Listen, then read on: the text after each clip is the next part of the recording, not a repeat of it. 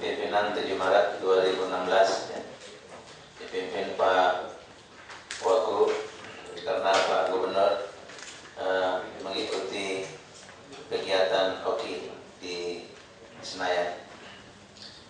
Izin Pak Wagub, untuk yang pertama kita seperti biasa 1 bulan sekali informasi tentang perkembangan ekonomi di Provinsi DKI Jakarta. Dalam hal ini disajikan oleh Bank Indonesia perwakilan Provinsi DKI Jakarta. Sudah hadir Pak Fajar dan tim ya. Untuk mempersingkat waktu, silakan Pak Fajar.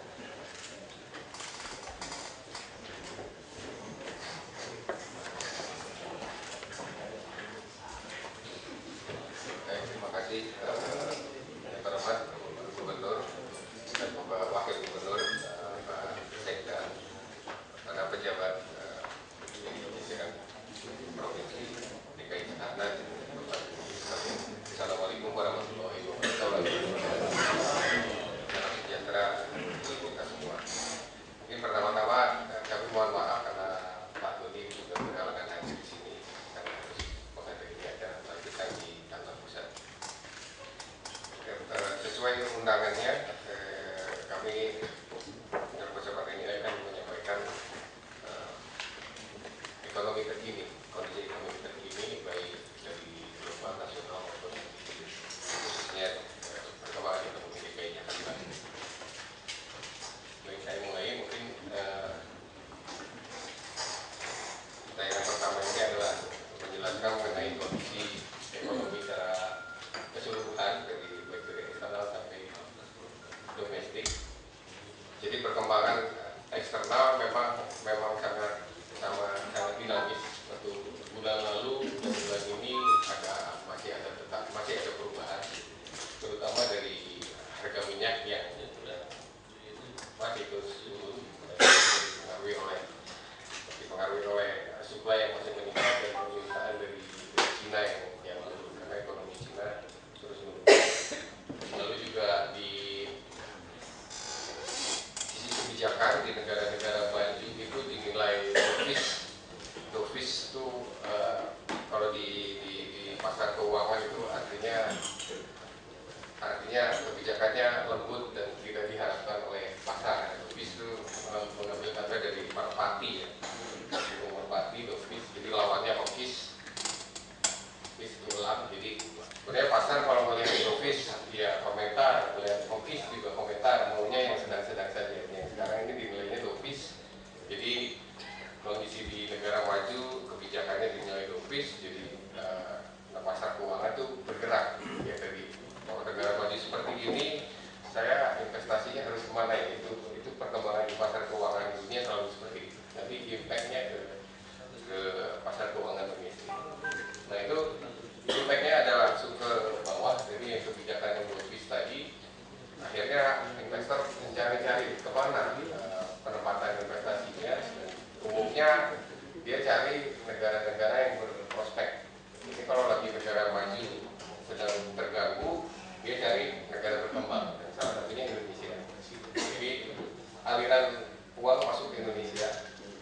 Jadi Indonesia masih berprospek lebih baik dari negara lain. Ada capital inflow. Impact-nya adalah kekuatan yang besar. Nah di sini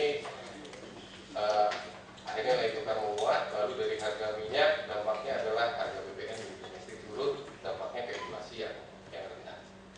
Nah ini sementara ya, dari sisi pertumbuhan ekonomi dunia masih tetap lemah, jadi ekspor Indonesia juga masih belum diharapkan pertumbuhannya. Nah ini dampaknya ke pertumbuhan ekonomi akhirnya hanya tergantung domestiknya karena eksternal yang lemah. Jadi harapan satu-satunya dari domestik, baik itu konsumsi rumah tangga, konsumsi pemerintah itu dan investasi itu sangat diharapkan di domestik. Nah ini harga minyak nanti juga ujung-ujungnya dampaknya ke fiskal. Kalau di APBN itu penerimaan minyak itu kan sangat besar. Jadi kalau harga minyak turun, mulai tukar menguat, impact-nya itu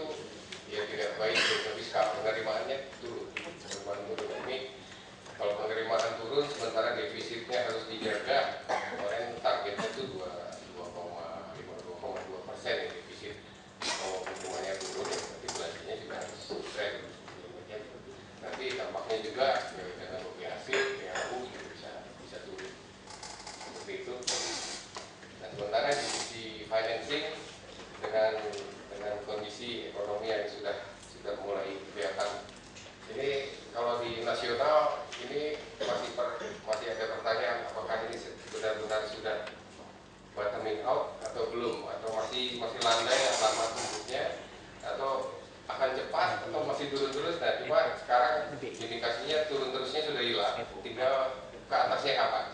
Nah ini makanya Bank Indonesia lalu merespon dengan kebijakan moneter yang melonggar untuk mendorong pertumbuhan ekonomi dari kemarin aja. Itu kondisi perekonomian secara umum. Lalu selanjutnya tadi indikator pertumbuhan ekonomi yang kemarin baru dirilis oleh BPS yang lain. pada rapim sebelumnya kami tanggal 1 Februari itu masih perkiraan angkanya, ternyata 5 Februari keluar angkanya itu tumbuh di atas ekspektasi. Jadi hampir semua lembaga yang berkompeten mengeluarkan angka proyeksi pertumbuhan ekonomi Indonesia itu tidak menyangka pertumbuhannya ternyata lebih tinggi. Jadi itu banyak faktor. Kalau secara statistik memang dari BPS-nya ada revise up ya, dari sejak 2013 itu ada revisi dan dampaknya adalah meningkatkan pertumbuhan. Namun dari sisi faktor-faktornya memang ada dorongan belanja pemerintah yang cukup tinggi di triwulan semester 2 terutama. Nah ini angka realisasinya itu 4,79 di tahun 2012 secara nasional. Itu paling tinggi kalau dilihat dari beberapa lembaga yang mengeluarkan proyeksi itu paling tinggi 4,7. Itu tuh udah batas teratas dan ini melewati. Nah ini ternyata dampaknya sangat signifikan seperti tadi saya bilang kebijakan global yang negara-negara maju yang dovish mencari penempatan ke negara berkembang mana? Ternyata Indonesia jadi lirikan utama karena pertumbuhan ekonominya ternyata lebih tinggi dari ekspektasi dan dibandingkan negara lain juga lebih tinggi. Nah ini akhirnya dampaknya itu ke nilai tukar. Jadi begitu mereka nyari investasi kemana, wah Indonesia ini yang paling bagus pertumbuhannya. Dan dilihat juga secara kualitasnya juga dilihat nggak sekedar angkanya. Dan itulah yang menyebabkan nilai tukar menguat di sejak tahun ini. Jadi menarik rekor. Nah kalau dari sisi inflasi juga kemarin sudah kami kemukakan, memang angka 2015 ini sangat rendah dibanding tahun-tahun sebelumnya karena di sini tahun sebelumnya ada kenaikan harga BBM, di sini tidak ada dan justru cenderung turun. Lalu pasokan bahan makanan juga cukup terkendali di tahun 2015. Nanti kami lihat di 2016 seperti apa. Dan yang pasti targetnya kalau inflasi itu 4 plus minus 1, dan kalau PDB dengan perkembangan ini kalau secara tahunan kita lihat angkanya turun, tapi kalau kita lihat angka triwulanannya itu kayaknya meningkat. Jadi di triwulan awal itu rendah, di triwulan akhir semester 2-nya meningkat. Sehingga kami meyakini pertumbuhan di 2014 akan lebih tinggi. Nah ini hanya sekedar kondisi pasar keuangan dan ini ada kami punya indeks stabilitas sistem keuangan dan ini sudah berapa tahun kita langsung saja ya. Dovish policy itu sampai kapan prediksinya? Yang pertama. Yang kedua adalah terkait dengan penguatan rupiah sampai kapan? Karena ini akan terkait dengan stabilisasi ketika kita menyusun APBD. Itu yang pertama. Kemudian harga minyak dunia kan turun terus nih. Tapi harga minyak di Indonesia yang di konsumen itu kan masih tinggi ya, harusnya lebih murah. Sekarang ini kan konsumen subsidi, ya, sebetulnya subsidi pemerintah ini. Ya. Ini terkait dengan perkiraan harga yang sudah ditetapkan dalam APBD kita. Kemudian yang selanjutnya adalah dampaknya kepada perekonomian Jakarta, Pak. Ya.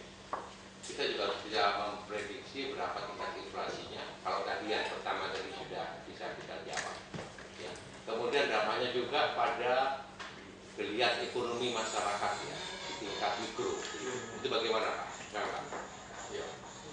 Memang mungkin yang pertama kalau dari sisi kebijakan global yang dovish ini mungkin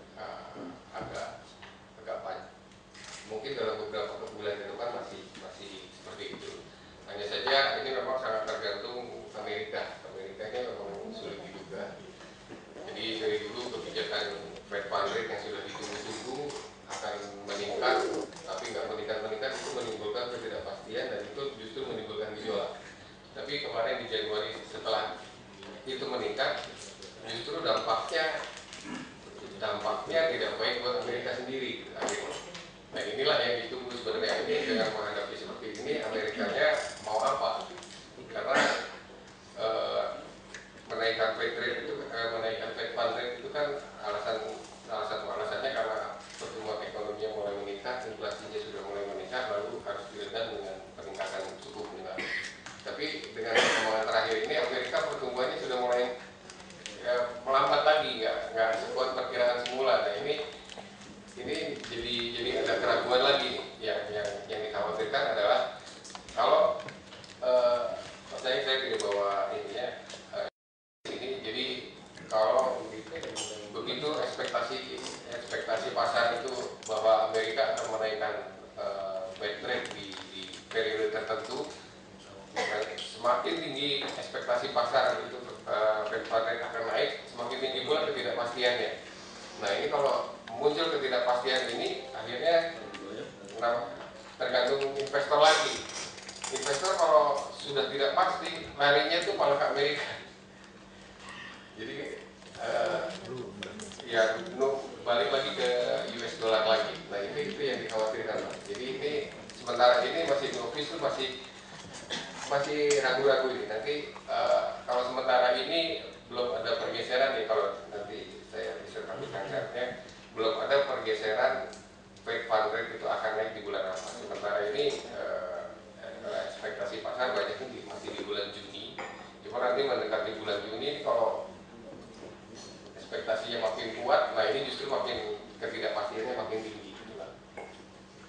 Nah ini dampaknya kalau ke nasional, ya tentunya ada dua hal, karena penguatan nilai tukar di Indonesia juga kalau itu datangnya dari investasi portfolio yang itu hot money, dari kapital inflow-nya itu selalu tinggi, itu juga tidak diharapkan lah. Karena begitu menguat nanti itu karena hot money, nanti ketidakpastian tinggi akan segera balik dan itu langsung melemah lagi nilai tukarnya. Nah ini yang dikhawatirkan seperti itu. Hanya saja kalau ke inflasi, nah ke inflasi itu dampaknya pelemahan di 2015 kemarin itu ke inflasi transmisinya nggak berjalan, kurang begitu berjalan karena demand domestik sedang lemah.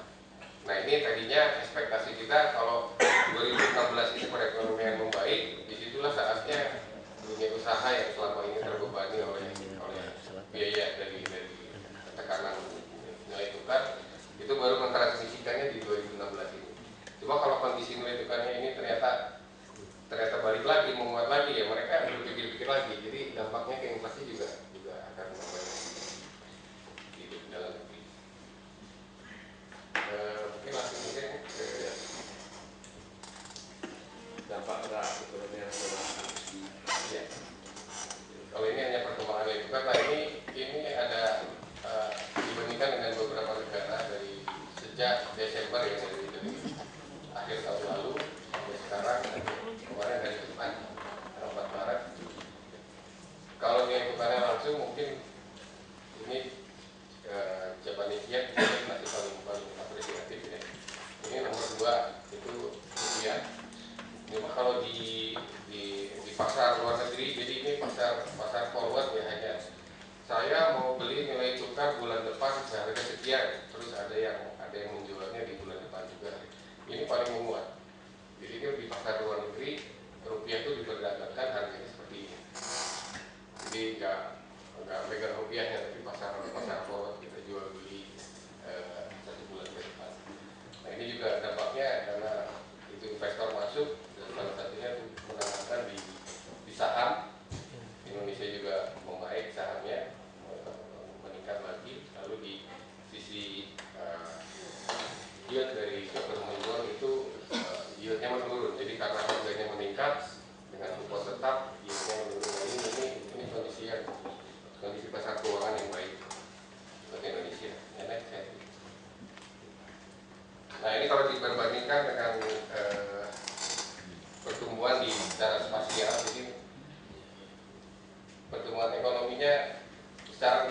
memang menurun di 2015 ini, hanya di kawasan timur saja yang meningkat. Jadi kawasan timur ini meningkat karena memang kalau dibandingkan dengan tahun 2014-nya, waktu itu kan ada kebijakan kemudian ini ekspor ya, ekspor tembaga ya, tembaga. Jadi waktu 2014-nya itu sangat rendah dan 2015 sudah bisa ekspor lagi, makanya ini pertumbuhannya tinggi. Sementara di wilayah lain sama dengan pertumbuhan ekonomi nasional ya, menurun semua. Dan yang paling rendah pertumbuhan ekonominya ada di wilayah Kalimantan, karena ini terdampak oleh harga komoditas. Nah, ini hanya kondisi kebijakan yang diambil di bulan lalu. Jadi melihat kondisi perekonomian seperti ini, Bank Indonesia mendukung dengan melonggarkan kebijakan moneternya. Jadi bukan hanya suku bunga saja yang turun 25 basis poin dari 7,25 ke 7%, tapi juga GWM-nya juga diturunkan. Jadi GWM itu giro wajib minimum bank dari asetnya harus ditempatkan di BI sebesar sebelumnya 7,5%. Ini untuk kreditnya.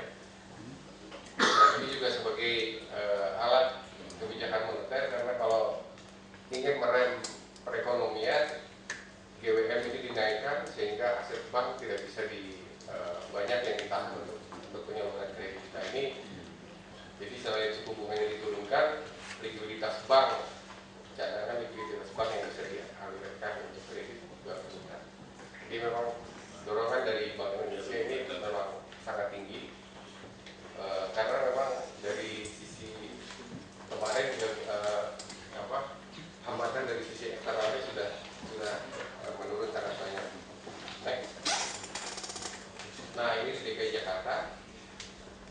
Nah, seperti juga perekonomian nasional, pertumbuhan ekonomi Jakarta juga realisasinya ternyata cukup jauh di atas ekspektasinya.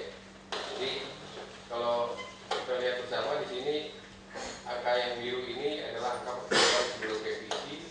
Ternyata BPS merevisi angkanya memang sangat tinggi, di triwulan sebelumnya juga sangat tinggi. Dan inilah yang mengakibatkan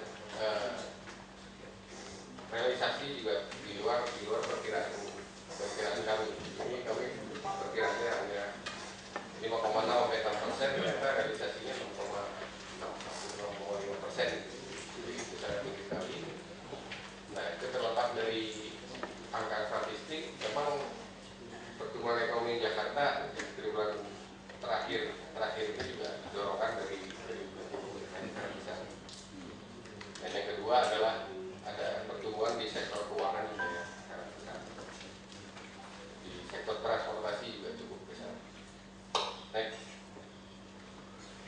Nah, ini kalau dilihat tadi dorongan pertumbuhannya, kalau dari ini sisi belanja pemerintah, di sini konsumsi pemerintah memang di triwulan 3 dan 4 ini sangat tinggi. Di tahun sebelumnya di triwulan ini masih sempat negatif dan hanya tumbuh 2,3%, terus di awal tahun sangat rendah, dan di akhir tahun ini yang mendorongkan pertumbuhannya sangat tinggi. Next. Nah, ini mungkin Bapak Ibu sekalian sudah lebih familiar dengan angka ini. Hanya saja saya mau meng-highlight bahwa belanja APBD DKI Jakarta memang ternyata sangat tinggi di akhir tahun ini, di semester 2, karena dengan performance yang bisa dibilang sangat buruk di awal tahun, ternyata di akhir tahunnya sangat kencang, dan ini jadi di luar ekspektasi kami juga.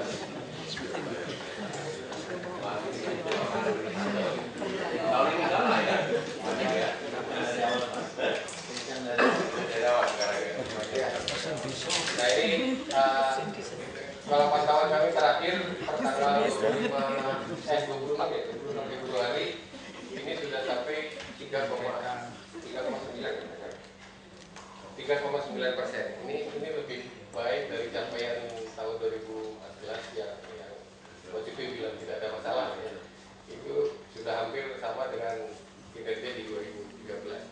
Nah, ini baru sampai bulan Februari. Nanti di artinya ya mungkin yang mudah-mudahan bisa sampai performa seperti yang lalu, sehingga di akhir tahun ini bisa ada dorongan yang sangat tinggi. Ini jadi salah satu faktor juga, karena dengan kinerja seperti ini pertumbuhan ekonomi di 2016-nya memang ya mudah-mudahan jadi sesuai harapan kita bersama. Next. Nah, satu hal yang belum sempat kami sampaikan di bulan lalu adalah mengenai tingkat kemiskinan di DKI. Nah, ini di 2015 ini tingkat kemiskinan di DKI Jakarta itu menurun, sementara di nasional itu meningkat dari 10, jadi 11, something kalau di nasional, sementara di DKI Jakarta dari 4,1 jadi 3,6%. Nah, ini kemiskinan bisa meningkat di tengah pertumbuhan garis kemiskinan yang meningkat tinggi sebenarnya. Jadi penduduk dinilai miskin kan kalau tingkat pengeluarannya di bawah garis kemiskinan. Nah, garis kemiskinannya itu tiap tahun bergerak hampir sama dengan inflasi. Dari tahun 2015 ini garis kemiskinannya itu sangat cepat naiknya. Ini kalau nggak salah dari 460.000 per kapita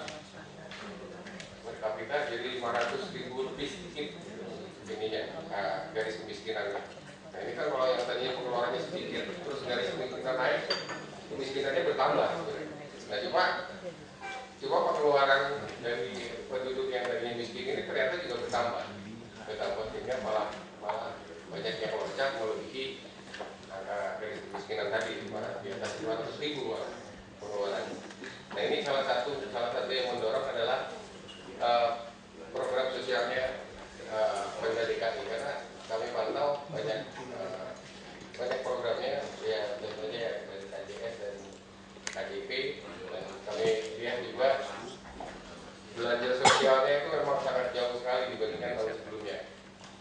Itu salah satu faktor yang mempengaruhi penurunan jumlah penduduk miskin di DKI Jakarta. Baik, next.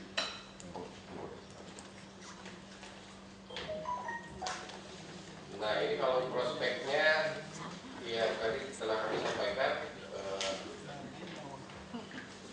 kalau indikatornya adalah di sini keyakinan konsumen di akhir 2015 sampai Januari 2016 ini semakin meningkat keyakinan konsumennya. Lalu di sini ada pertumbuhan kredit yang juga di sini kredit investasinya yang meningkat, dan kami optimis belanja APBD juga jauh lebih baik dari tahun sebelumnya. Nah, itulah jadi pertumbuhan ekonominya kami memperkirakan akan berada di kisaran 3,67%. Ini sudah kembali normal. Nah, cuma mungkin perlu kami sampaikan untuk pertumbuhan kredit ini, karena dari sisi perbankan pertumbuhan kredit ke depan ini untuk UMKM mungkin agak terganggu, karena salah satu faktornya adalah masalah zonasi yang harus diselesaikan di 2017. Nah, zonasi ini bagi perbankan kalau mau memberikan kredit itu jadi concern, karena kalau usahanya nanti nggak berlanjut di situ, kamu mau kemana? Nah, itu belum tahu. Jadi izin usahanya segala macam itu membuat bank tidak jadi memberikan kreditnya, karena perusahaan itu harus pindah, dan pindahnya kemana nggak tahu. Tapi nah, itu yang mungkin patut kita perhatikan bersama. Nah, ini proyeksi kami yang katakanlah 6,5% di 2016 ini didasarkan atas penyerapan belanja yang mencapai 90%. Mudah-mudahan bisa lebih dari 90%. Next. Nah, terakhir pantauan untuk inflasi. Pantauan inflasi ini cukup baik sekali perkembangannya, karena di awal tahun ini inflasi Jakarta itu jauh lebih rendah dari nasional. Kalau nasional di Januari itu 0,52%, Februarinya secara nasional mungkin lebih deflasinya lebih besar, cuma secara total dua bulan pertama ini inflasi Jakarta jauh lebih rendah dari nasional. Untuk perkembangan sampai akhir tahunnya, inflasi memang masih mungkin dengan perkembangan ini masih tetap berada di kisaran 4,1%. Next saja. Oh, ini pertama tadi yang saya sampaikan itu 0,4, terus Februarinya minus 0,6. Tapi secara year-to-date 0,18. Jadi kemarin udah 0,4, sekarang malah turun secara di 2 bulan pertama ini saja kita start dengan inflasi yang rendah. Memang ini tidak banyak faktor, tapi faktor yang paling utama adalah penurunan harga BBM. Dan kalau di awal tahun di Jakarta ini jauh dari rata-ratanya. Di awal tahun ini biasanya inflasi Jakarta itu 0,5 hampir 0,6 di awal tahun. Tapi ini bisa 0,24. Jadi selain karena tadi dari harga BBM yang turun, itu koreksi harga koreksi transportasi udara, karena itu dicatatnya di DKI. Dan Desember itu biasanya naik, itu Januarinya turunnya cukup tajam karena selain karena koreksi harga juga ada pengaruh harga BBM-nya turun, diatur yang turun. Nah, selain itu adalah tetap terjaganya pasokan bahan makanan di DKI. Mungkin nanti kita bisa lihat lebih detail. Next. Nah, ini kalau tadi saya sampaikan sedikit, ini harga transportasi yang turun banyak. Jadi secara rata-rata harganya itu inflasinya ada di sini, sedangkan di Februari ini sangat rendah di sini, dan harga bahan makanan juga sangat rendah. Next. Nah, ini salah satu usulan kami ini sebenarnya. Ini ada band harga komunitas pangan. Jadi ini dibangun dari data historisnya. Ini masih metode yang simpel dengan time series trend line di secara historisnya. Jadi ini kami ambil data dari 2013 sampai Desember 2015, dan kami tarik trend line-nya. Lalu dari trend line ini nanti ada deviasinya. Jadi deviasi inilah yang ini pakai satu standar deviasi. Jadi dari trend line-nya bahwa harga seperti ini, akhirnya trennya seperti ini, yang hijau. Lalu deviasinya satu standar deviasi dari deviasi yang lebar-lebar ini tambah satu standar deviasi, dan yang ungu ini kurang satu standar deviasi. Nah, harapan kami dengan adanya band ini, kita punya acuan bahwa harga itu harusnya dijaga di dalam band ini. Nah, ini itu salah satunya. Jadi itu untuk pengendalian gejolak harganya. Lalu satu lagi adalah ini band yang miring inilah yang namanya inflasi, itu yang miring ini. Jadi kalau ini gejolak harganya, tapi dalam jangka panjang trennya seperti ini, inilah inflasi. Jadi kalau kita lihat ini di dalamnya harga kenaikannya seperti apa, ini secara satu tahun rata-rata itu 7,7%. Jadi inflasi beras itu rata-rata ya 7,7%. Ya. Nah, ini kalau di sini harganya setiap bulan tuh naik Rp70. Ini untuk beras jenis IR yang satu ya, untuk IR satu. Dari ini harganya naik Rp70 tiap bulan. Nah, ini lihat ini dibuat dari bulanan, lalu ini hariannya. Jadi di Februari ini memang sudah di bawah. Jadi ini sejak akhir tahun lalu dengan Kusresi yang kerjasama dengan Bulog, akhirnya harga beras ini yang akhirnya landai justru lebih turun lagi, dan namun di Februari itu sudah tembus di batas bawahnya kalau di sini, karena harus kita pertimbangkan juga keseimbangan antara harga jual dan petaninya. Jadi inflasi itu memang perlu, karena petani juga terbebani oleh inflasi, jadi harga jual petani juga harus ngikutin inflasinya. Gitu. Kalau enggak petani rugi. Makanya ini ada band atas bawah, itu maksudnya seperti itu. Kalau di Februari ini harganya memang cenderung sudah di bawah, tapi di Maret ini terakhir sudah masuk di range-nya lagi. Nah ini untuk harga beras, jadi harga beras itu inflasinya rata-rata 7,7%, dan ini berarti di atas sasaran inflasi, karena sasaran inflasi ke depan ada di kisaran 4%. Jadi kemiringan ini itu harus diturunkan, jadi tidak hanya dia dijaga di band ini, tapi kemiringannya juga harus diturunkan, jadi mungkin ya ke 4% juga. Nah ini untuk harga beras. Sementara harga cabai merah ini dengan gejolak yang seperti ini, naik turunnya sangat tinggi dari 20.000 sampai 60.000, dan dari 3 tahun ini itu tidak ketemu inflasinya. Jadi beras harga cabai merah ini tidak ada inflasinya, hanya ada gejolaknya saja. Jadi ini iya, jadi nggak ketemu trennya. Dia harganya naik turun nggak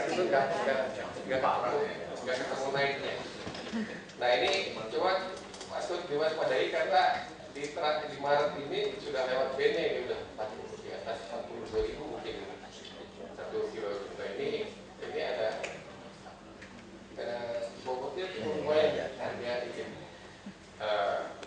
komoditas cabai ini, dan gejolaknya ini kalau diinflasikan ini dari 30.000 ke 45.000 itu bisa 50%.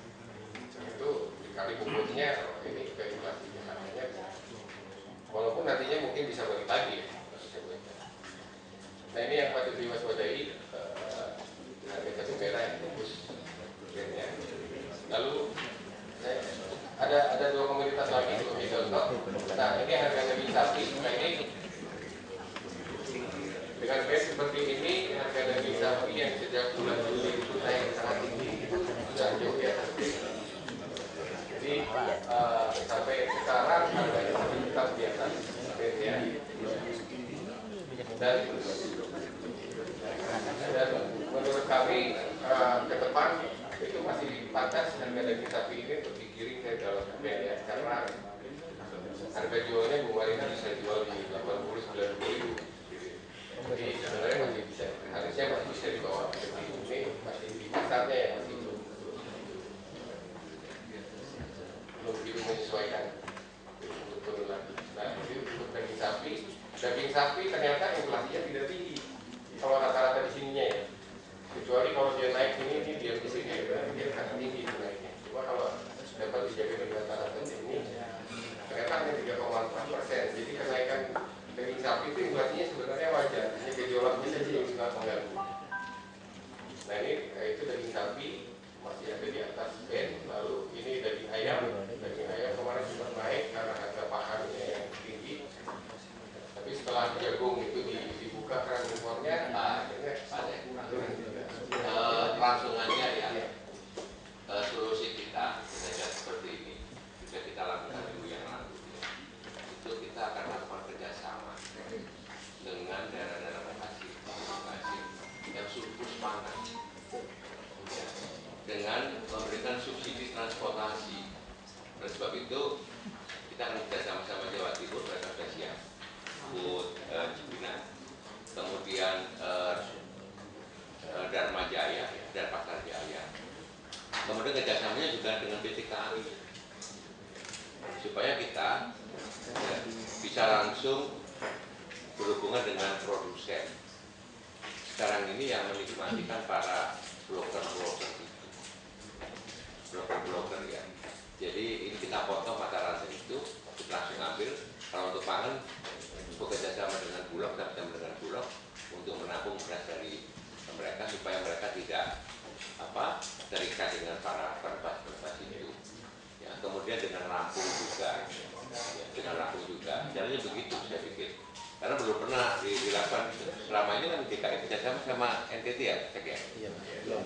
Tapi dengan Jawa Timur, kemudian mungkin Jawa Tengah, ya dengan menggunakan kereta api, kan sudah ada double track gitu kan ya.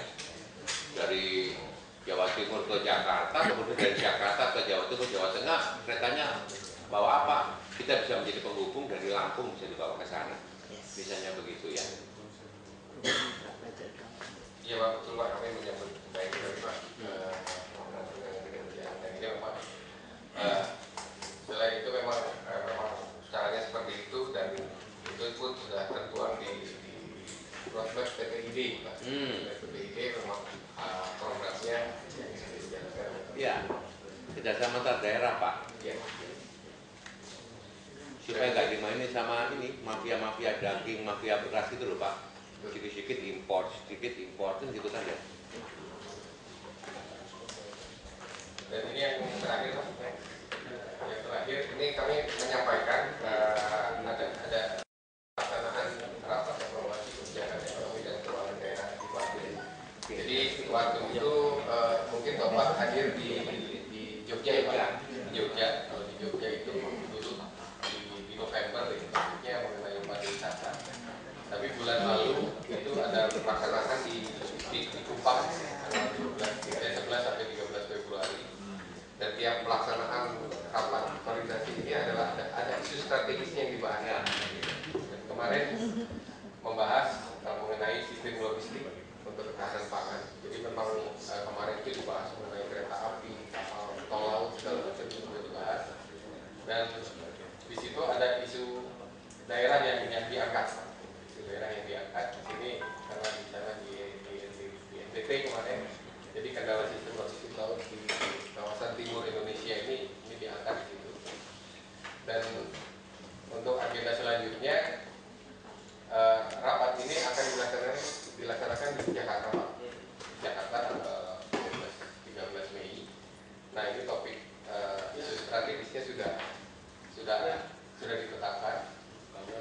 Namun ini usulan kami saja Pak, nanti di sini isu kedaerahan isu daerah yang diangkat di sini adalah optimalisasi peran BUMD dalam mengembangkan ekonomi daerah. Ini bisa kita diskusikan lagi. Ditambah dengan kerjasama antar daerah Pak.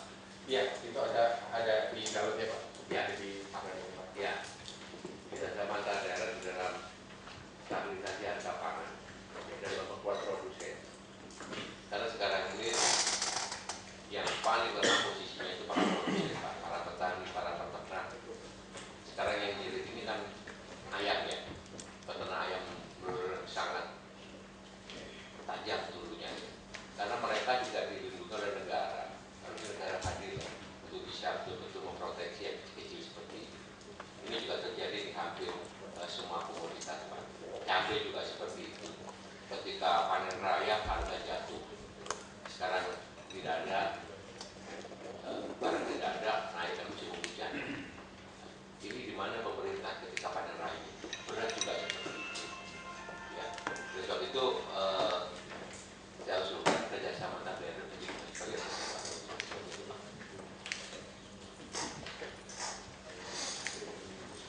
Ya Pak, mungkin itu dari kami Pak.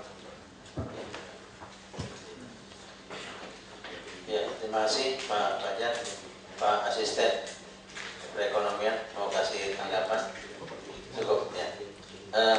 Apa Dharma Jaya hadir? Ya, Ibu Station aja ya.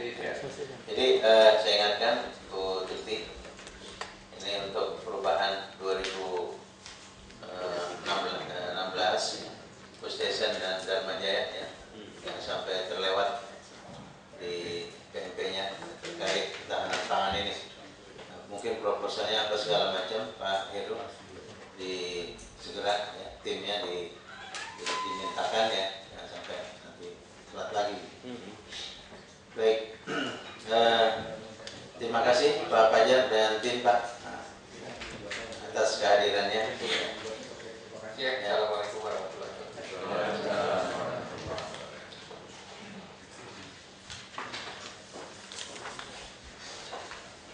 Barangkali jika ada aktivitas lain Bapak, ya, agenda rutin kita 1 bulan sekali Pak ya, Pak Fajar. Terima kasih Pak. Masih Pak. Dari bahan Rapim hari ini dari 1 sampai 6 ya. Ini ada yang terkait sama food station ya. Food station. Barangkali kita yang Romawi 6 dulu ya. Update pemberian TKD dalam bentuk beras ini.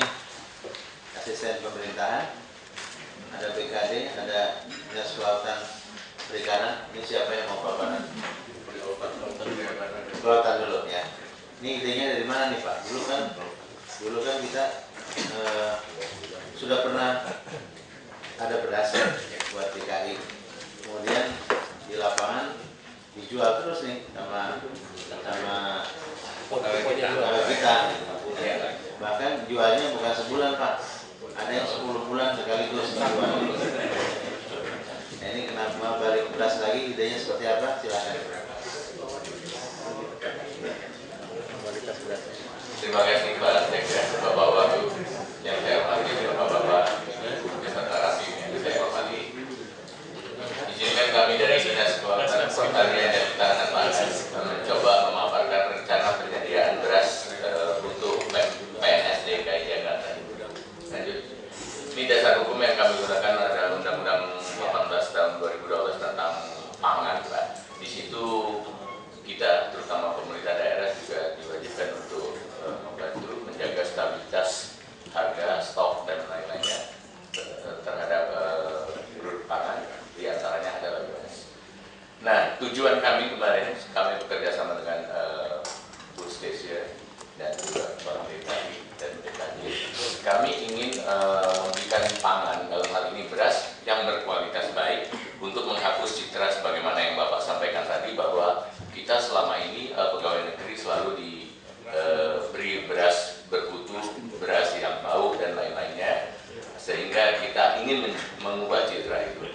Sekaligus kita ingin juga berpartisipasi dalam menjaga stabilitas harga beras di Jakarta, dan juga tadi sebagaimana dilaporkan oleh BI bahwa kita juga ingin berpartisipasi dalam pengendalian inflasi. Tadi sudah jelas banget bahwa beras harganya sudah stabil karena juga manajemen stok yang sudah baik yang dilakukan oleh food station mulai bulan akhir tahun lalu, sehingga sekarang sudah agak stabil. Dan juga kita ingin mengembangkan BUMD, bukan hanya dikasih PMP saja, mungkin dia lebih berperan lebih baik, terutama untuk kesejahteraan pegawai. Itu mungkin tujuan yang kami ingin capai. Lanjut. Nah ini Pak, sudah kami mulai percontohan itu di Dinas Kelautan Pertanian dan Ketahanan Pangan. Sudah kami mulai dari bulan Januari. Itu tadinya hanya untuk pegawai yang berkantor di Dinas Gunung Sahari, itu hanya 183. Tapi karena Januari itu berjalan dengan baik, sehingga pada bulan Februari kami sudah melakukan percontohan di seluruh pegawai Dinas Kelautan Pertanian dan Ketahanan, termasuk Sudin dan UPT. Itu kalau jumlah pegawainya hanya memang 814 orang, tapi kalau termasuk tanggungannya itu 2.206. Kita berikan hanya 5 kg beras per jiwa, sehingga kami pada bulan Februari kemarin sudah mendapat beras dari food station itu 11 ton dengan nominal 132 juta. Nah ini agak berbeda dengan sistem yang diberikan waktu gaji, Pak. Kalau gaji kita per jiwa itu dapat 10 kilo. Nah kita di sini kita hanya mendapat 5 kilo, tergantung dari tanggungan yang ada di keluarga kita. Kami untuk menentukan tanggungan ini kami mengacu kepada list gaji yang dari BPKAD. Nah penyedianya itu PT Food Station Cipinang Jaya. Spesifikasinya kami mendapatkan kualitas medium up varian pandan wangi dengan harga 12.000 per kilogram. Nah kami pembayarannya melalui dana TKD, Pak. Jadi TKD itu yang sudah diatur dengan Pergub 193/2015. Kami ambil sedikit, hanya beberapa persen diberikan dalam bentuk beras. Yang lainnya tetap. Ini harus kami tekankan, kemarin sebenarnya ini udah banyak mau diikuti oleh SKPD lain, termasuk Pulau Seribu, UKM, dan BPKAD juga sudah melakukan uji coba melalui Ibu Sekretarisnya kemarin. Saya harus jelaskan bahwa ini memang hanya sebagian kecil dari TKD yang ada, karena kalau tidak dijelaskan demikian, kemarin ada stafnya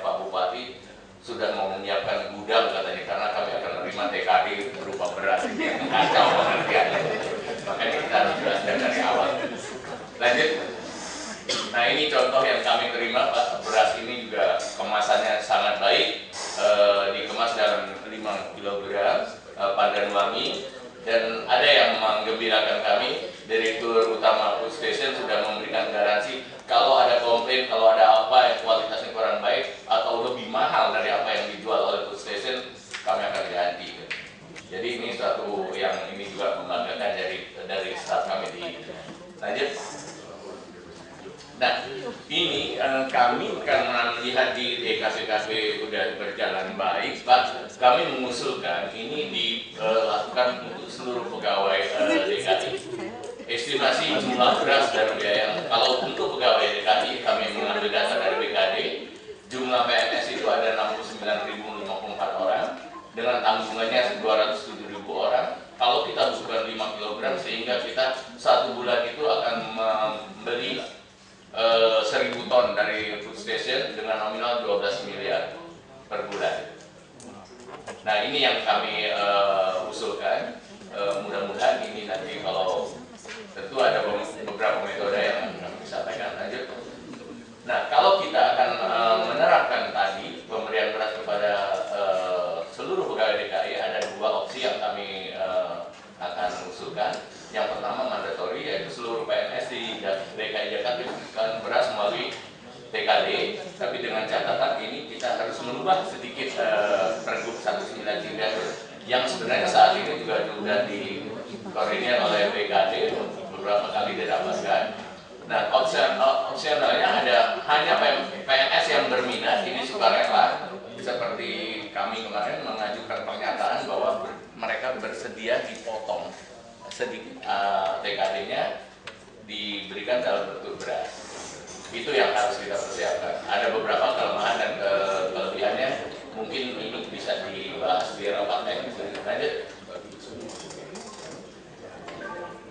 Nah ini Pak, kalau mandatori penyerapan beras itu pasti menurunkan sistem distribusi khusus, perlu revisi ini Pergub tadi, sehingga pemberian tunjangan itu bisa berupa uang dan beras.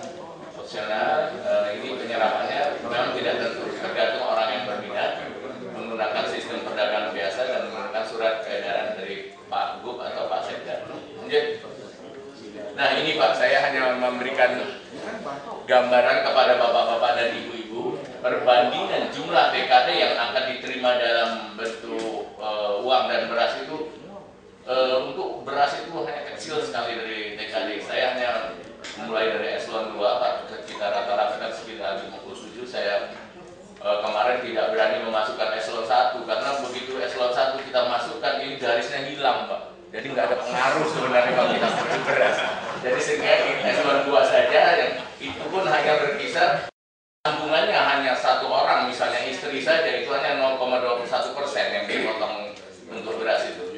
Kalau tanggungannya 2, misalnya anak 1, istri 1, ini 0,31. Kalau sesuai dengan ada yang peraturan pemerintah, istri 1, anak 2 itu hanya 0,42%.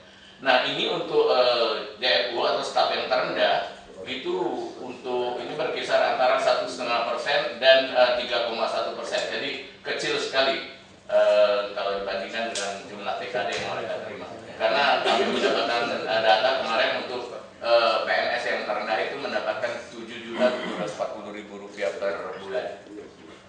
Lanjut.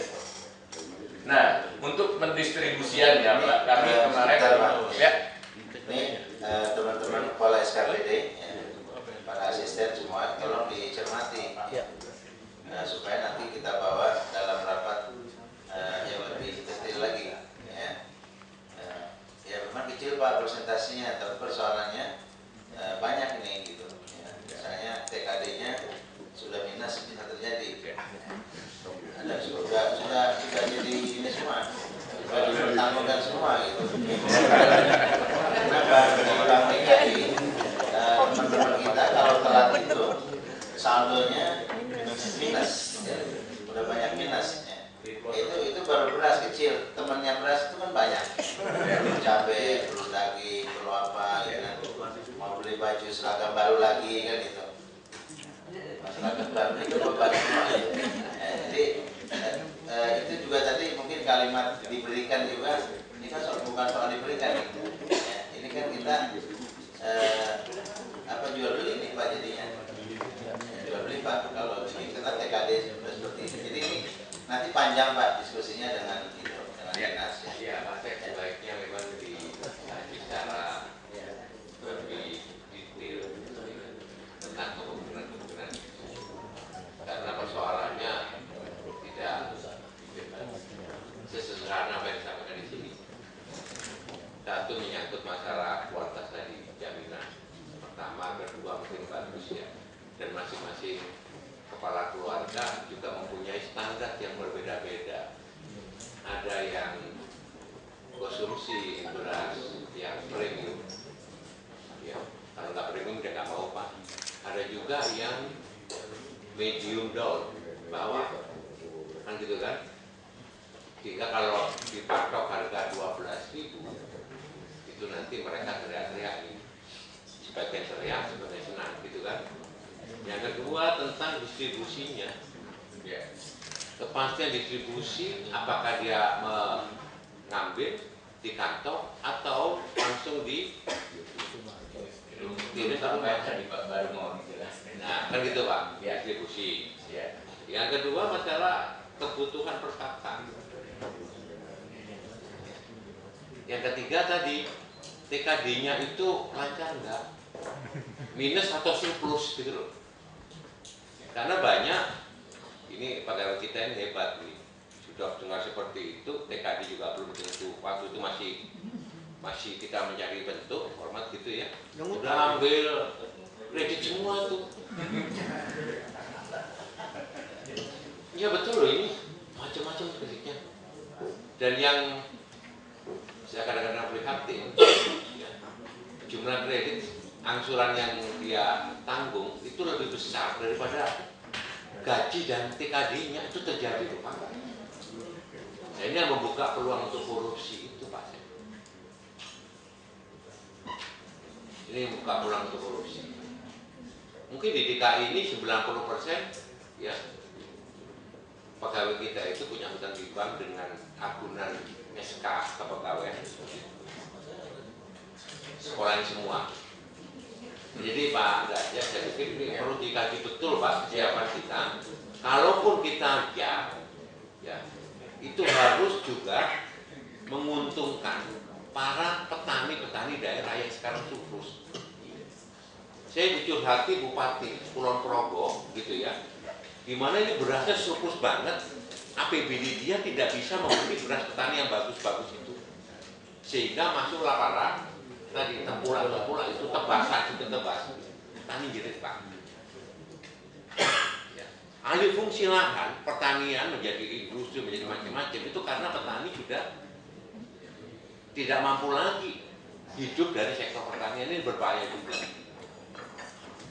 Jadi bukan sekedar nanti kita monopoli, kalau semua setuju betul Pak Sek, bukan sekedar kita memonopoli perdagangan dengan KKN bersama-sama dengan BNS gitu ya. Tetapi monopoli itu betul-betul menguntungkan para petani.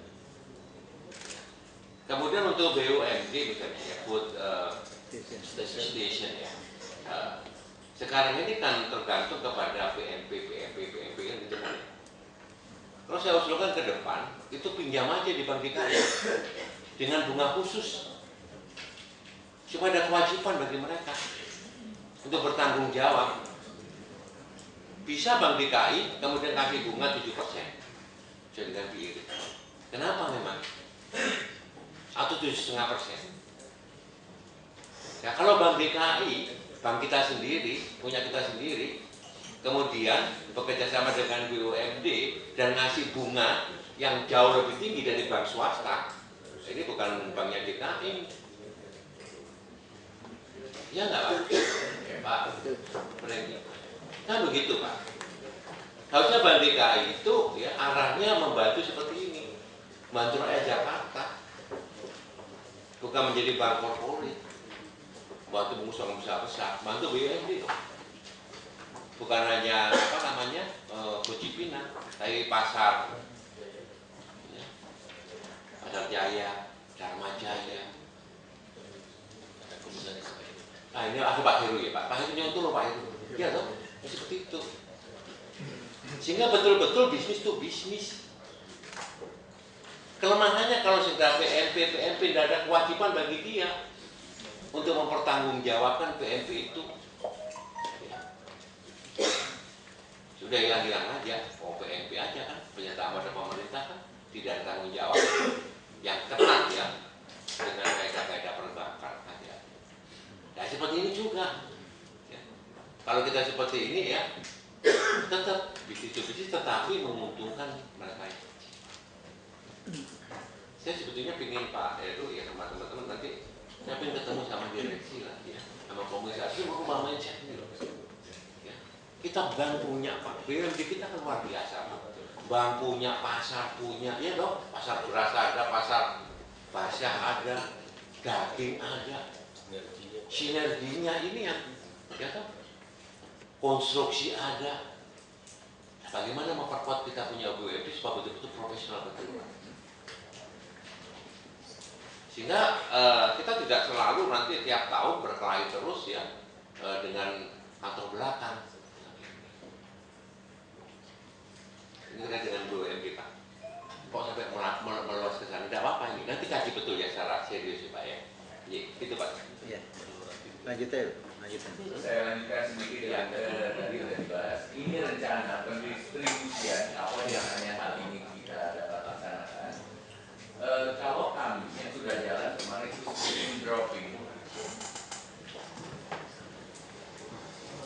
sistem dropping yang diantar oleh food station ke kantor kami. Nah, kalau ke depan, kalau semua PNS kemarin kita udah diinisiasi atau didahului oleh food station, mereka sudah melakukan kerjasama dengan Alfamart. Jadi kita akan drop beras ini ke seluruh Alfamart di Jakarta. Bahkan kemarin sudah dijajaki mau di drop di Alfamart Jabodetabek. Kita akan mendapatkan pegawai negeri itu akan mendapatkan kartu seperti ini yang bisa langsung diambil berasnya di Alfamart ini. Sistem pembayaran kalau kami di DKPKP kemarin begitu kira-kira TKD sudah mau keluar, kami lihat list TKD yang ada di dinas kami untuk menghindari tadi ada nggak yang tidak dapat TKD atau TKD sudah nol. Kami berdasarkan list hasil kami intuisi itu, kami serahkan ke Bank DKI, tolong yang ini diambil uangnya atau dipotong. Karena semua teman-teman sudah membuat pernyataan waktu itu setuju. Sehingga kami tinggal memotong yang sudah kami list itu, serahkan ke Bank DKI memotong, setelah itu Bank DKI yang transfer langsung ke food station. Itu yang akan kami lakukan juga nanti kalau dilakukan dengan kerjasama dengan Alfamart. Jadi Bank DKI akan mentransfer uang potongan TKD itu ke food station lah yang akan melakukan pembayaran ke Alfamart. Tapi memang Pak, kalau kami kemarin 12.000 per kilo sehingga satu paket 5 kg itu hanya 60.000. Begitu kita menggunakan jasa Alfamart, kita kena jas Rp1.000 per kilogram sehingga 65.000. Ini masih jauh lebih dengan kualitas beras yang sama, jauh lebih murah daripada yang ada di supermarket. Kami sudah melakukan survei, itu 20 sampai 24.000 lebih murah dari yang ada. Nah itu kemarin yang kami berani mengusulkan untuk memberikan usulan ini ke seluruh PNS, tapi tentu sesuai dengan arahan Bapak tadi, kita harus kaji mendalam bagaimana pelaksanaannya nanti. Lanjut. Nah ini Pak, kalau ini form yang akan kita sebarkan, kalau misalnya kita tidak bekerjasama dengan Alfamart, sehingga inilah bukti nanti siapa akan mendapat berapa, setelah dipotong berapa, ini semuanya akan keluar di dalam sistem yang sudah diciptakan oleh Alfamart. Tadinya kami ingin bekerja sama langsung dengan Bank DKI untuk menggunakan kartu ini, tapi rupanya masih banyak yang harus dimodifikasi lagi, sehingga membutuhkan waktu dan biaya. Lanjut. Nah itulah Pak mungkin rencana saya sampaikan ini bisa bahas lebih lanjut. Tentu keputusannya nanti saya serahkan sebelumnya kepada Bapak. Demikian Pak, terima kasih. Wassalamualaikum warahmatullahi wabarakatuh. Ya, kita aja Pak. Pak, ini kita masuk kita. Cuma perlu ya nanti kita rakor antar BUMD kita untuk memperkuat sinergi itu. Sebulan sekali atau 1,5 bulan sekali Pak. Supaya nggak jalan sendiri-sendiri. Ya, supaya nggak jalan sendiri-sendiri Pak. Kita rakor aja Pak. Kerjaan-kerjaannya apa supaya saling sinergi Pak. Memperkuat. Ya. Terkait dengan yang pertama tadi, ya, itu memperkuat berbagai macam goncangan-goncangan ya, pengaruh ekonomi global maupun nasional di DKI. Kuncinya itu di DKI. Kalau kita bisa kendalikan harga di DKI, kita bisa kendalikan inflasi di DKI, kita bisa pacu pertumbuhan ekonomi di DKI, itu kontribusi pada nasional itu kuat banget. Karena selama ini kan belum pernah ya, sendiri-sendiri biasanya. Pak, stabilitas ekonomi. Ya, sendiri-sendiri. Nah, baru itu kita pecah, kemudian kita bagi ya beberapa kelompok yang sejenis. Yang sejenis itu Pak, bersinergi. Kita perlu evaluasi betul Pak. Termasuk juga melikuidasi Pak.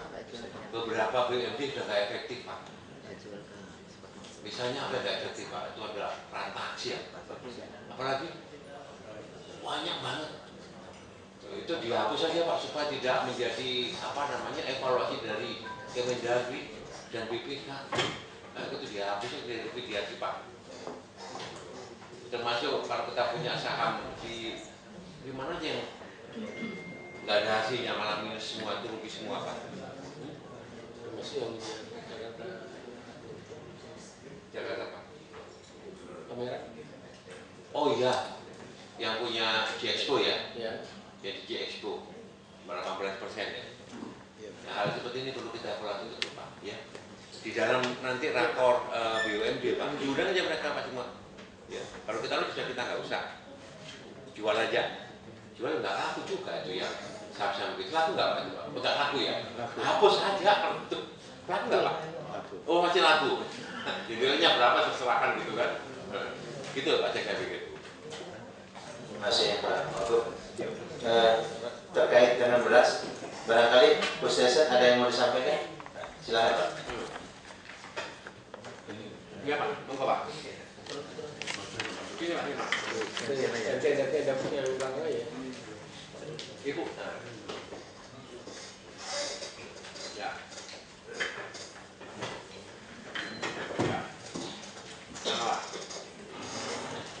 Assalamualaikum warahmatullahi wabarakatuh. Terima kasih waktunya Pak Wagub, Pak Sekda, dan Bapak Ibu yang saya hormati. Jadi tadi disampaikan sedikit oleh Bank Indonesia bahwa beras kita memang dari akhir tahun Oktober sampai dengan Februari ini memang kita bisa jaga kondisinya. Jadi mungkin saya ceritakan sedikit kenapa bisa seperti itu. Karena di bulan Oktober itu kita sudah membuat planning Pak dengan teman-teman di Bulog, kemudian di KPKP, bahwa paceklik itu kita antisipasi lebih awal. Artinya pada waktu itu kita minta 75.000 ton untuk operasi pasar.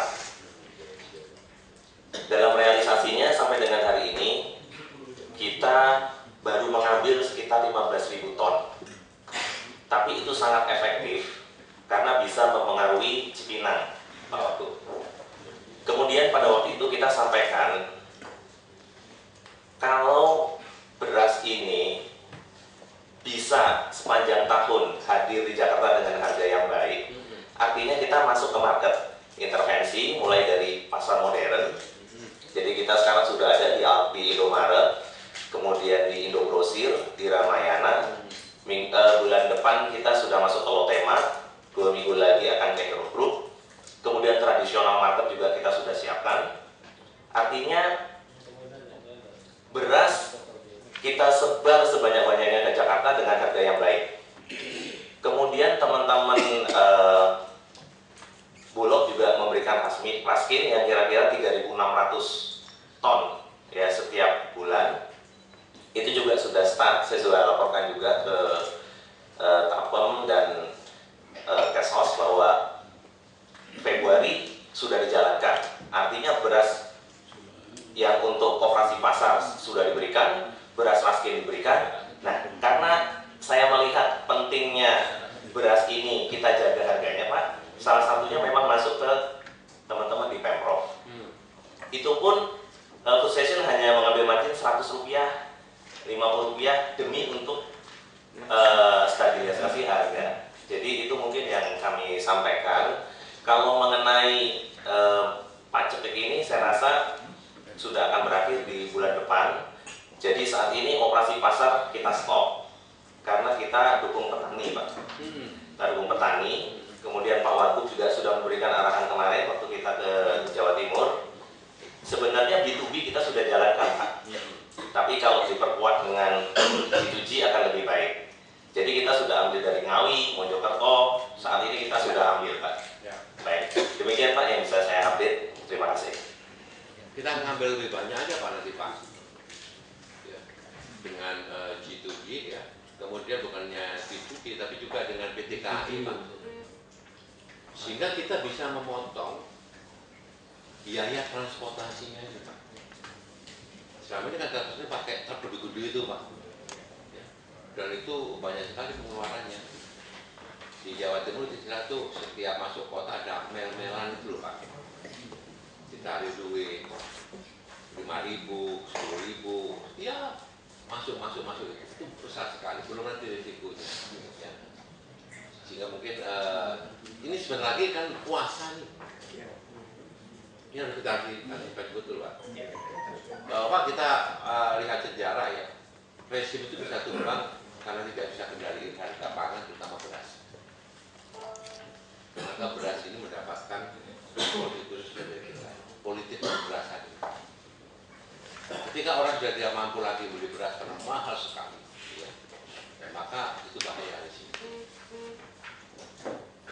Makanya tadi dari Bank Indonesia dia sangat berpengaruh kepada tingkat inflasi kan. Bukan cabai keriting, cabai merah, tapi beras. Bukan daging sangat, tapi beras. Yang penting orang nggak kelaparan kan, di beras. Nah, kalau beras kan bukan hanya berasnya, tapi juga dari hulunya Pak, para petaninya. Nah, itu kemarin kita sampaikan. Kadang-kadang ini kan gampang dirubah persepsinya. Kenapa kita kunci Pinang beli 15.000 ton ya, dari 75.000 ton ya, misalnya begitu ya. Itu bisa meredam harga. Ini untuk memotong para spekulan-spekulan itu. Karena harga pangan itu juga masalah persepsi. Ya nggak Pak? Ya, persepsi Pak. Ya. Sehingga opini rakyat, opini masyarakat itu dibentuk oleh persepsi. Belum tentu barangnya nggak ada. Barangnya ada, tapi dia tahan. Ya. Kan gitu Pak ya? Ya. Dia tahan, sengaja dia tahan. Dan dia persepsikan akan naik. Padahal barangnya ada. Lah inilah yang akan kita babat habis dengan kita punya BUMD. Gitu Pak ya? Mungkin itu Pak. Jadi tetap kita tindak lanjuti Pak Aspem ya dan Pak Regi ya, dan berikutnya untuk kerjasama antar daerah dan memperkuat ya. Iya, terima kasih Pak. Baik, terima kasih. Saya minta perhatian asisten perekonomian ya, Pak Regi ya. Tadi soal ide dari Pak Darjan ya, ini dirapatkan lebih lanjut ya Pak ya, biar paripurna, nanti keluarannya adalah nota dinas ke Pak Gubernur. Kita tunggu arahan pimpinan apakah disetujui atau tidak disetujui. Gitu. Ya. Jadi sebetulnya kita sudah lakukan rapat. Ya. Jadi kalau kita lihat dasar hukumnya, dulu sebetulnya ada kebijakan beras ini ada, yaitu ada dalam struktur gaji. Cuma nilai belinya 10 kilo sebetulnya. Cuma 10 kilo itu kalau kita tukar dengan beras yang dibagi oleh food station itu menjadi 5 kilo. Jadi memang persoalan kemarin, apakah kita langsung ubah? Waktu itu sudah dibahas oleh BKD, mungkin dalam tinjauan. Cuma kemarin laporan terakhir Pak Gubernur, sementara diumumkan saja, diminta saja kepada unit Pak, pada unit mana yang berminat dulu, jadi belum wajib. Jadi kalau opsional, kalau kita mau ambil langsung sebetulnya kita tidak cabut Pak SK Gubernurnya, ya, cabut SK Gubernur yang pemberian tunjangan tadinya beras kemudian jadi uang itu bisa langsung ditukar beras. Cuma memang diskusi kemarin yang menjadi persoalan intinya adalah proses distribusinya. Mungkin kalau nanti kooperasi di tingkat sekolah, di tingkat kelurahan segala macam udah jalan Pak, itu mungkin lebih mudah lagi. Makanya sementara waktu sekarang Alfamart yang akan coba ganti. Terima kasih. Cuma saya ingatkan aja ya, kalau teori dagang kalau masih promosi semuanya hebat ya, wangi gitu, bungkusannya wangi. sampai nanti kembali lagi ya. Nah, jadi lingkarannya kembali ke titik semula ya. Berasnya tidak bagus, akhirnya orang tidak mau dijual lagi gitu kan. Nah, karena ini juga saya minta dimonitor Pak Asisten dan Biro Perekonomian. Kemarin ada yang tertangkap polisi loh ya, pengoplosan beras. Wanginya itu kan oplos kenapa itu Pak ya. Kalau kita tidak sampai ke hulu dikasih parfum loh itu. Iya betul ya, dicampuri pemutih, parfum, bahaya itu. Ya ini juga harus ada quality kontrolnya Pak ya. Quality kontrolnya. Ya baik, ini jadi PR ya, nanti kerjasamanya sama Pak Asisten Pemerintahan. Ini saya mau sampaikan soal pemberian TKD dalam bentuk beras.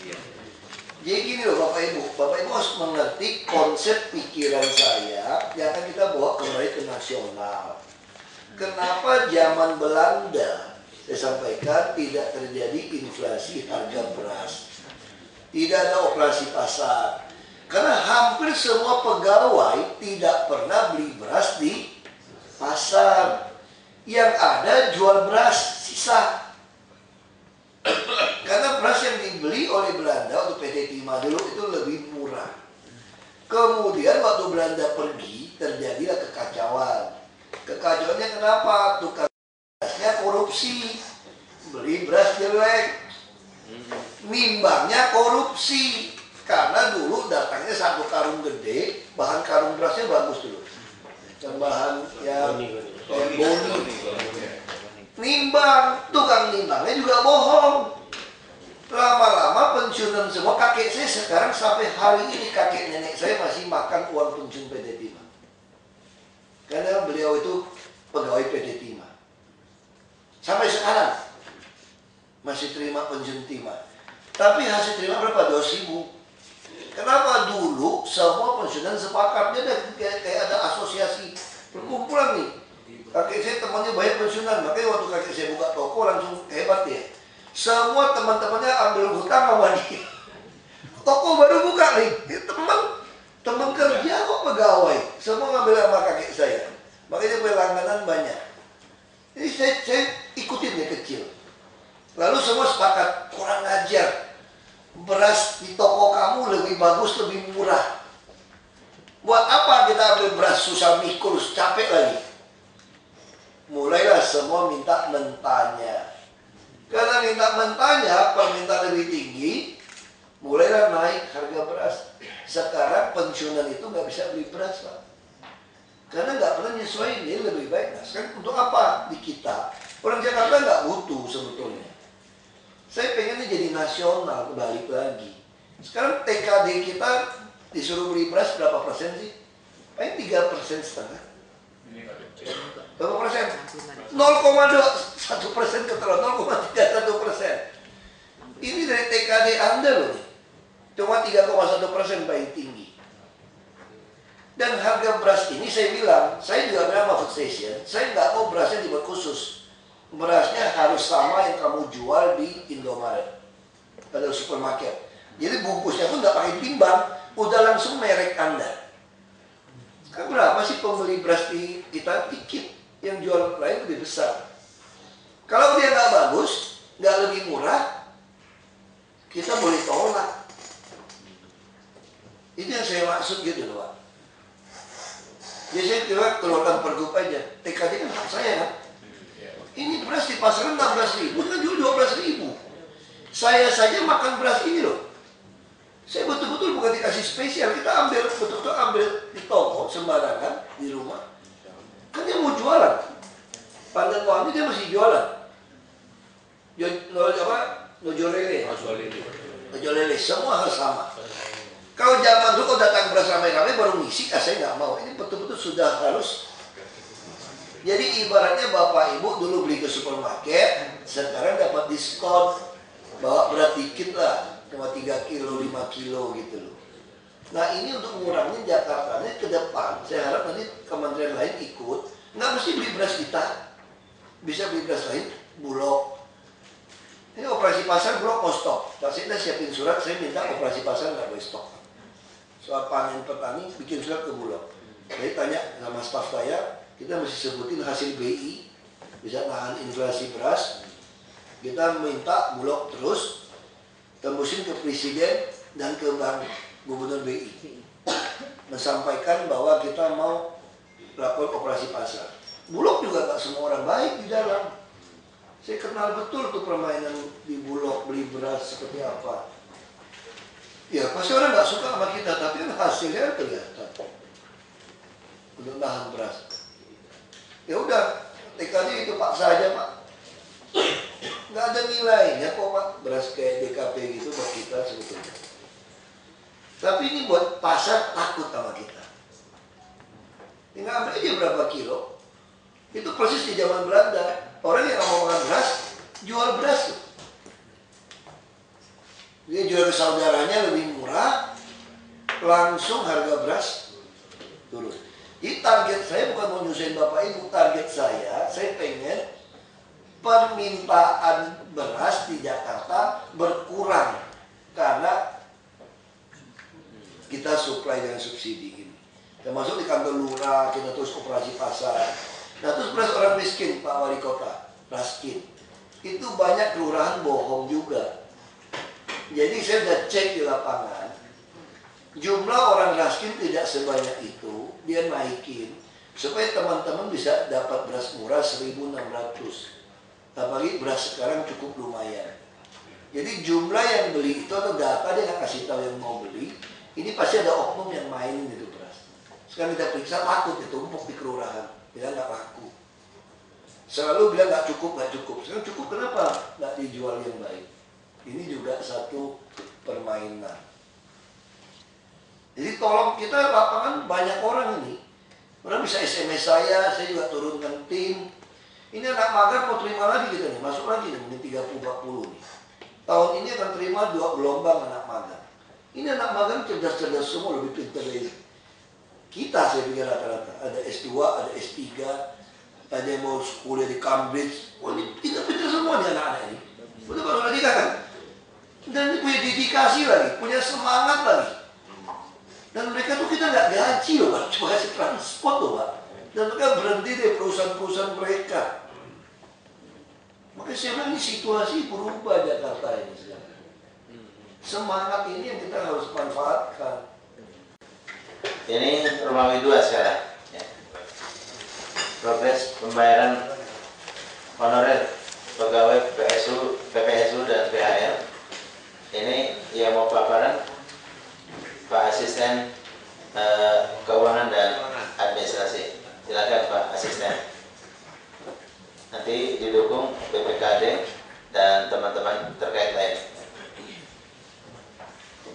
Baik, Assalamualaikum warahmatullahi wabarakatuh. Bapak Wagub, Pak Sekjen yang hormati, mengikuti apa yang disampaikan oleh Pak Gubernur dan beberapa hakim yang lalu mengenai adalah kami koordinasikan dengan BPKD bersama Biro Akas dan juga BKD dan juga dengan Bank DKI untuk menelusuri Pak tentang masalah lanjut. Nah, di dalam anggaran kita di APBD 2016 ada 3 jenis rekening Pak. Pertama yang kode rekening 79 khusus untuk ini, disinilah kode rekening untuk PHL dan PPSU. Nah totalnya sebanyak 3,1 triliun. Dan ini ada di 656 SKPD.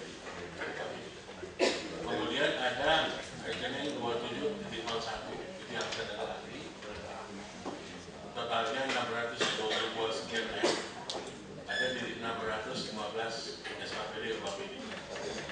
Kemudian ada rekening 02 yang ini khusus untuk pengembangan PNS antara lain PTT, Lumantik, FKDM, Posyandu dan sebagainya. Jadi ini ada 1,566 triliun di total 5,7. Nah yang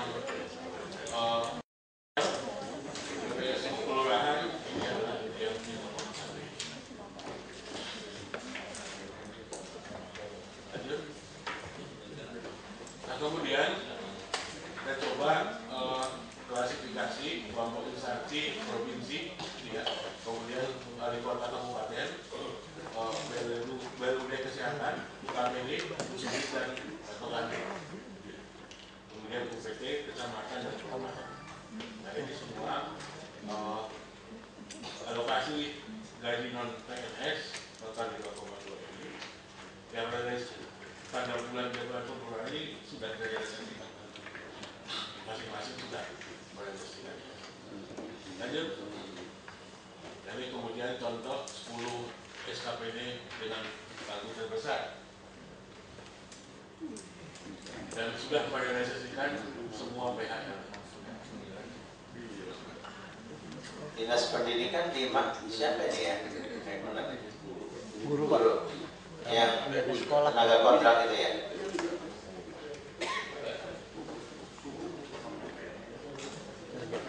Sekolah itu.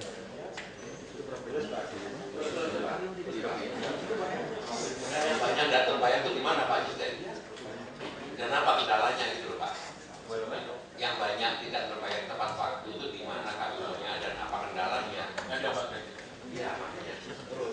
Lanjut. Ini tiap wali kota dan kabupaten Kita sudah oke, ya toh. Ada masalah kan ini? tidak ada masalah. Nah, ya ada masalah. Lanjut. Ini yang sudin. Ini kemarin ada satu Pak di perpustakaan dan kasih daerah Jakarta Barat. Ya, berapa itu Pak? Nah, kemudian kita berkomunikasi dengan kepala dinas, mereka selesaikan Jumat malam Pak. Jumat malam mereka selesaikan bayar. Dan proses administrasi mereka kontak mengenai sore-sore. Mudah-mudahan selesai juga, paling tidak mungkin paling lambat hari ini selesai, tapi mereka udah bayar supaya tidak ada masalah. Sudah laporan dari kepala dinas sudah bayar untuk Januari atau Februari. Ya, ya Sabtu dan bayar. Dan dilaporkan juga di WA Pak oleh kepala dinas. Lanjut. Terus ini kelurahan, lanjut. Ya, sudah gede, kesehatan, lanjut. Sudah juga semua. Rumah sakit kecamatan, lanjut. Ini juga banyak di panti Pak, juga sudah selesai. Nah, jadi ada 626 SKPD UKPD kita, lanjut. Udah semua. Ini yang kemarin kejadian di kantor misalkan dari daerah Jakarta Barat. Lanjut. Nah ini adalah bahkan proses Pak. Mungkin nanti di sini bisa kita perbaiki. BPKD menerbitkan SPD, kemudian SKPD membuat SPP dan mengajukan SPM ke BPKD ke Kasda. Kemudian BPKD Kasda menerbitkan SP2D. Nah ini ke Bank DKI cabang, umumnya SKPD itu dari cabang-cabang. Nah tapi kemudian kalau selama ini di cabang bisa selesai, tapi sekarang itu semua desentralisasi oleh Bank DKI. Ini Bank DKI nanti ada bisa jelaskan. Di Bank DKI pusat di dalam sekarang, kemudian di sana diproses, kemudian dari sana baru masuk ke pegawai. Jadi ada waktu, ada proses. Jadi antara lain turut mempengaruhi mengurangi kecepatan daripada Bank DKI itu kan sudah online kan? Antara jadwal kita masuk apa? Gimana Pak? Ya toh untuk memotong proses ini Pak, supaya tidak berberita bisa dicek toh Pak. Mohon izin Pak, selamat pagi. Saya ingin menjelaskan tentang proses yang terjadi yang terkait dengan sentralisasi. Jadi proses sentralisasi operation itu sesungguhnya tidak harus menjadi kendala, karena itu hanya proses kontrol di mana transaksi transaksi yang tadinya diupload secara online dari cabang, maka uploadnya sekarang dilakukan di sentral, demikian kontrolnya lebih baik. Yang ingin saya jelaskan adalah kita itu biasanya tetap bisa menjalankan proses adalah dalam jangka waktu 1 hari, Pak.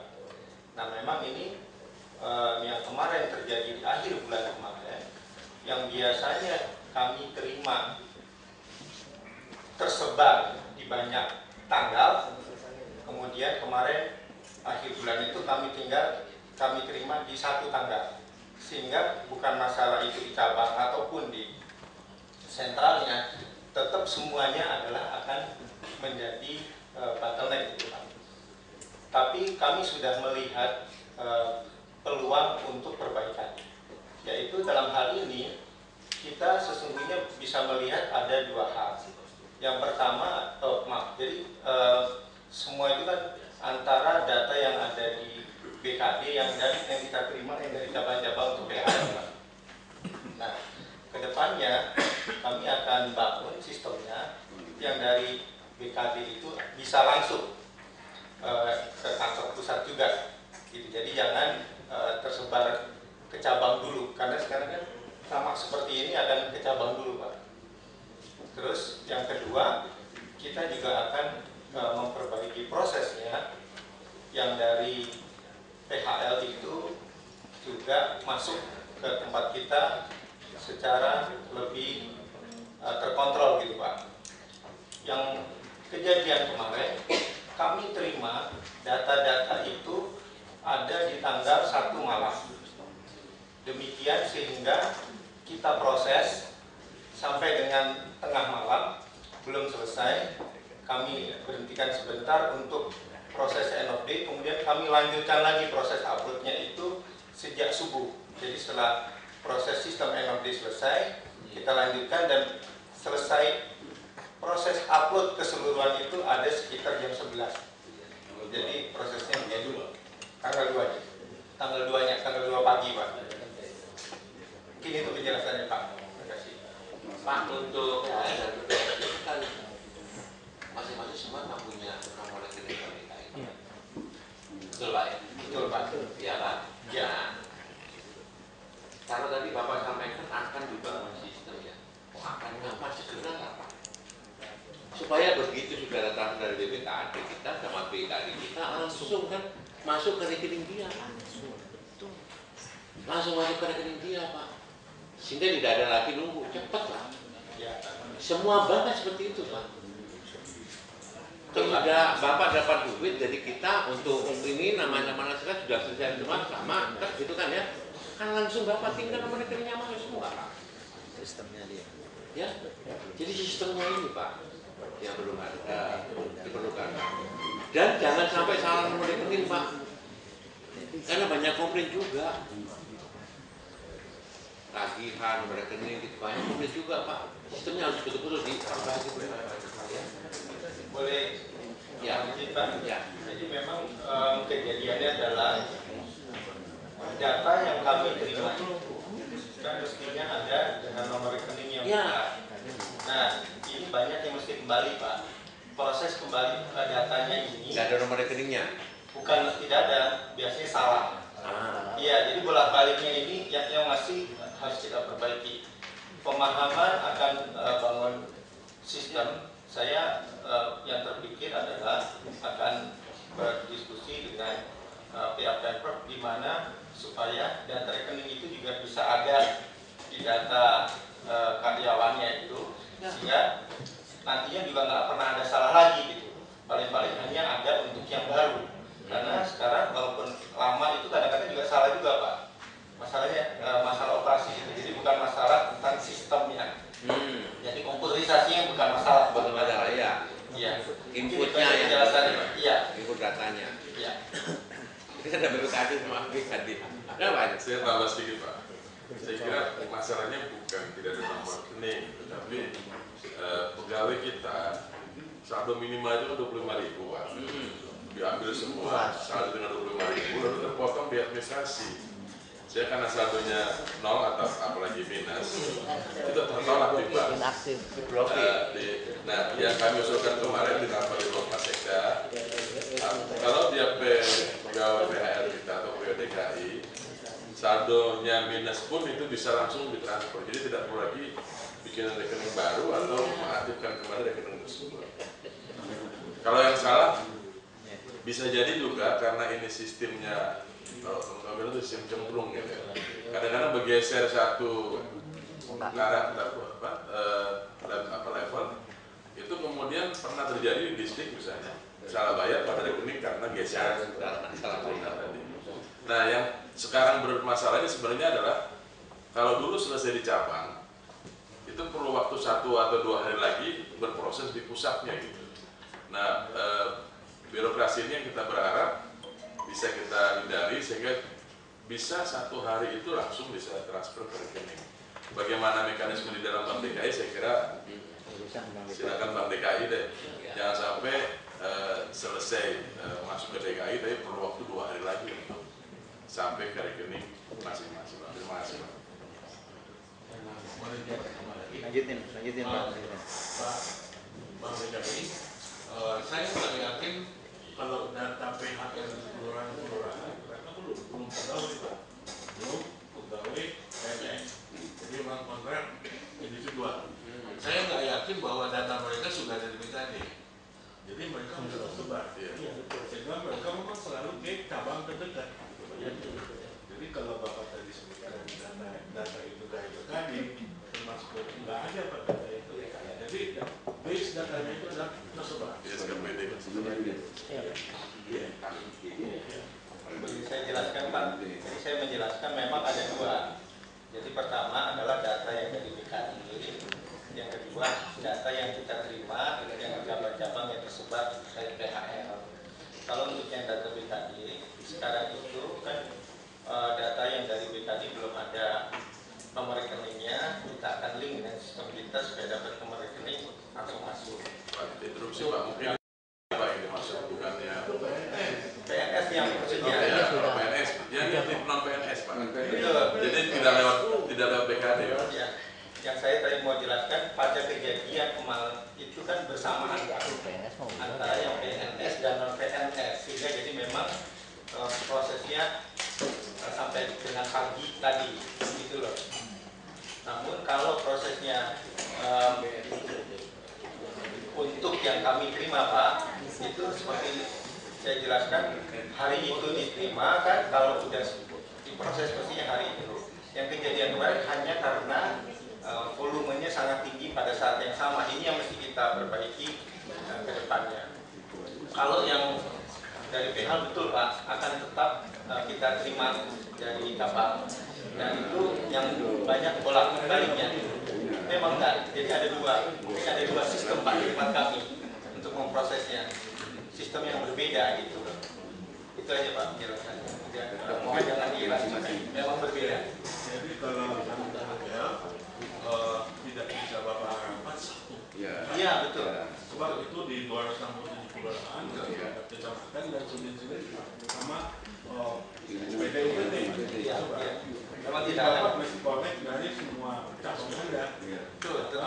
Hanya memang kita perlu juga komunikasi antara kita di provinsi dengan Bapak mengenai ini ya, bagaimana akhirnya prosesnya ke depan. Jadi misalnya kita mau tanya, masih ada nggak SKPD, UKPD yang belum mengajukan per tanggal sekian, misalnya gitu ya. Nah, supaya kita ingatkan, ya, kita kasih tahu asistennya atau kita kasih tahu kepala dinasnya, supaya segera gitu ya. Atau sudah semua di tingkat birokrasi selesai, sudah masuk di Bank DKI, itu ya. Dan satu sebelum ngadu ini para PHR, kita juga udah komunikasi gitu. Jadi itu yang komunikasi. Catatan kita, sistemnya itu kira sana harus bisa dilakukan. Baik, kalau yang komunikasi yang kedua, saya juga sangat setuju kita bisa tingkatkan, karena selama ini kita tidak pernah ada komunikasi di pusat untuk saling kontrol kemudian. Jadi kami hanya menerima dari cabang itu masuk kita atur. Dan proses yang seperti tadi saya jelaskan, yang proses yang kita terima dari cabang ini yang seringkali bolak-balik karena rekeningnya tutup, pindah dan sebagainya gitu Pak. Jadi masalah ini yang bisa mungkin bereskan supaya jangan diskusikan lagi Pak. Pak Wali, mau tambah apa? Dan Pak, udah Pak Sekda. Cuma satu saja saya mau nanya. Kalau selama ini kan cukup cabang selesai itu urusannya. Nah sekarang harus ke pusat. Pertanyaannya kenapa saya seperti kemarin-kemarin kok selesai di cabang? Sekarang harus ke pusat. Pertanyaan tadi, 1-2 hal. Contoh, saya mengajukan SP2 dengan keluar SP2 itu yang kemarin ini pada hari Kamis tanggal 25.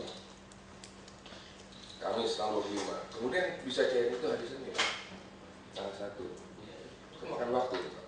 Padahal sebelum-sebelumnya tanggal 25 kita ajukan paling lama tanggal 26 selesai. Itu saja Pak. Terima kasih Pak.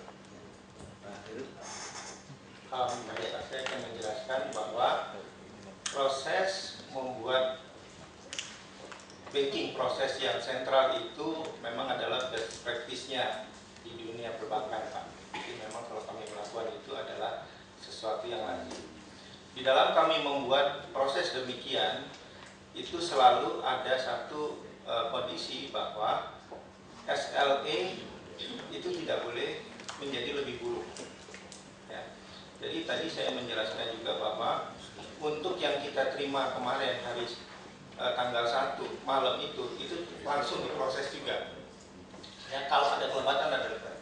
Tapi kalau ada satu case yang seperti Bapak sampaikan tadi, mohon maaf saya belum pernah dapat informasi detailnya, tapi nanti mungkin lebih baik kita cek aja Pak penyebabnya apa. Namun yang saya sampaikan dan saya bisa komit mengatakan bahwa proses sentralisasi itu tidak ada kaitannya dengan kelambatan yang selayaknya jadi terjadi, gitu Pak. Karena SLA-nya harus sama dengan Service Level Agreement. Jadi kalau prosesnya tadinya adalah disepakati 2 hari, mau sentral mau nggak sentral tetap harus 2 hari yang terlaksana gitu kira-kira Pak. Kalau ini berapa hari Pak? Dari cabang ke... Karena pengalaman Pak Wali Kota Utara itu juga pengalaman sama Pak. Hampir sama semua. Jadi kami kan kebetulan BKD yang paling bertanggung jawab soal BKD kan. Selesai di kami sudah kami upload untuk cetak listing, langsung mereka buat SPM dan sebagainya, masuk ke Bank DKI Kamis, tapi baru cair hari Senin gitu. Apakah produk prosesnya ini memang begitu terus selama 2 hari, atau case pada perubahan yang awal bulan ini kemarin? Yang saya pahami bahwa SLA-nya sesungguhnya adalah 1 hari Pak. Jadi kalau hari ini beres semua, besok kita proses gitu Pak. Jadi data kita beresin sore hari ini, besok itu pasti udah akan dikreditkan gitu. Tapi sekali lagi Pak, mohon maaf kalau yang khusus data yang ini saya belum menerima, karena yang saya dapati adalah yang kejadian tanggal 1 kemarin Pak. Ya, di mana itu ada sekitar ada pada malam itu. Ya, jadi yang tanggal 1 itu Pak, yang tanggal 1 adalah karena di Kamis belum selesai, masuk ke Senin, itu PPSU masuk, sementara TKD belum selesai, gaji juga belum selesai, sehingga gaji kita tunda, TKD saya nggak mau ditunda karena ini memang harus segera diselesaikan. Nah kalau overload seperti ini, saya kira Bank DKI mesti memperbaiki. Artinya kan udah tahu bahwa produk kita ini dalam 1 bulan itu TKD, PPSU, gaji. Ini di sini transport Pak. Hari ini saya akan keluarkan SPM untuk transport.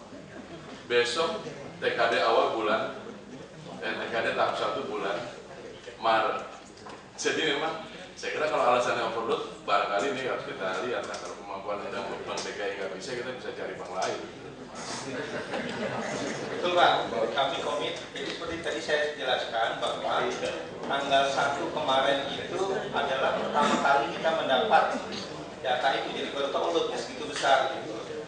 Ya, namun untuk bulan ini yang saya akan coba proses seperti tadi saya jelaskan untuk yang berkaitan dengan data-data PNS itu nanti kita akan tinggalin langsung dari sistem yang Bapak gitu loh.